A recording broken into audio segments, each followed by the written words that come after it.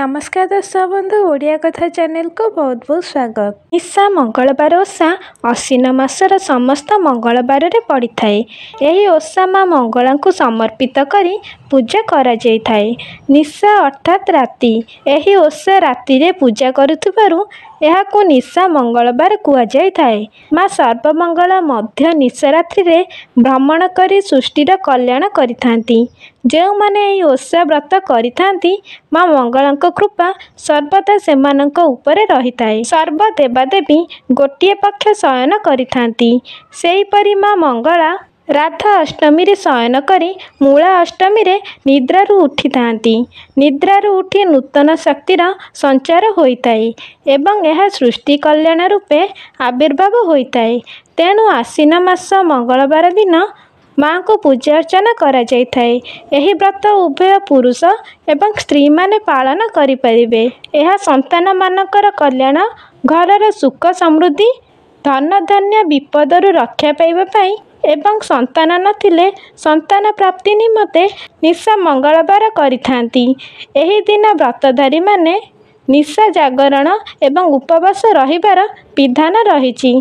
दिन रे दांड रास्ता रे मंगला को समर्पित करी पणा दिया जाए एवं राति रे मंदिर बा गृह रे कोठी घर करी माँ मंगला को पूजा करा जाय थाए। पूजा करिबा पाई पूजा कोठी को गोबर रे लिपि सेठारे एक चांदुआ टणा जाए एवं चिता झोटी पका जाए। तापरे एक कलश स्थापन करा जाय थाए। कलश रे आंब डाल ता उपरे नड़िया एवं कंचा कदली भंडा रखा जाय थाए। एही घटटी माँ मंगलांक रूप रे स्थापना करी पूजा करा जाय थाए एवं माँकर प्रिय बुरुड कोली बा कंटा कोली को सेठारे स्थापना करा जाय थाए।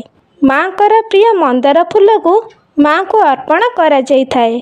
सिंदूर शंख आदि माँ को दिया जाए। माँकर प्रथम प्रिय भोग हेउछि पणा। क्षीर फल छेना आदि मिसाई एक पणा प्रस्तुत हुए। यह माँ को पाखरे भोग लगा जाय थाए एवं विभिन्न प्रकार फल कदली खीरी खेचड़ी मिठा आदि माँ को पाखरे भोग लगा जाय थाए। यही सब पूजा स्थान रे रखा जाय थाए। माँ को पाखरे दीप झुणा आदि लगा जाए एवं निशा मंगलवार ओषा बही पाठ करा जाय थाए। बही पाठ सरिला परे माँ को आरती करा जाए एवं माँ को पाखरे भोग लगा जाय थाए।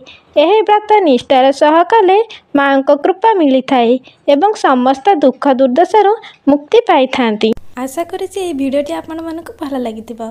भिडियो रे लाइक कमेंट शेयर करि देंतु एवं सब्सक्राइब करिया पे भूलंतु नहीं। नमस्कार।